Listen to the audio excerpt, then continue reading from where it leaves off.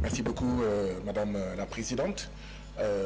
L'Africain du Kenya, Ngugi wa Thiong'o, a écrit un livre qui s'appelle « Décoloniser les esprits ». Si on ne décolonise pas nos esprits, nous, Africains de l'Ouest, nous continuerons à faire partie des 33 pays les plus pauvres de la planète. Je l'ai dit hier, sur les 33 pays les plus pauvres de la planète, les 13 sont de l'Afrique de l'Ouest. Il nous faut décoloniser les esprits. Tant qu'on continuera à dire que nous sommes pauvres, nous ne faisons pas le bon diagnostic, nous sommes appauvris. Et la question est, qui nous appauvrit?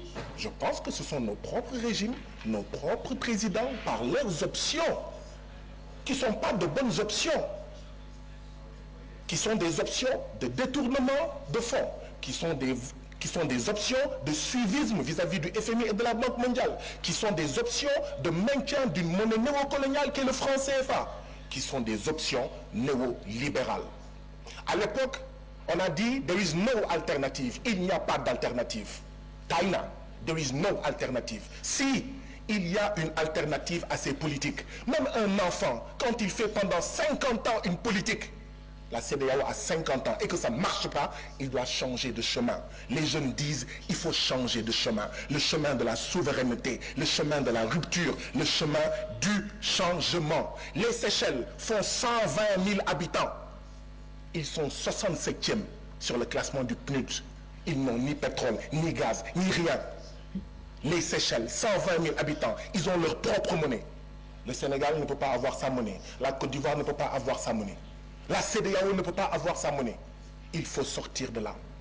Le Nigeria, c'est une fédération de 36 États. Qu'attendons-nous pour aller vers une fédération pour être beaucoup plus forte? Sur tous les plans, il nous faut aller vers un gouvernement fédéral. Nous devons être unis autour d'un gouvernement fédéral. Les 36 États nigérians auraient été faibles s'ils étaient partis séparément. C'est parce qu'ils sont ensemble qu'ils sont forts. Mais ici, comme je l'ai dit, chacun veut être président chez lui. Chacun veut être chef du Parlement chez lui. Nous devons sortir de cela. C'est à cela en fait que je convie la CEDEAO. C'est à cela que je convie l'Afrique de l'Ouest. Il n'y a pas de fatalité. Il y a des responsabilités non assumées. Il est temps que nous les assumions pour sauver la CEDEAO ou mourir. Je vous remercie. Merci, chers collègues.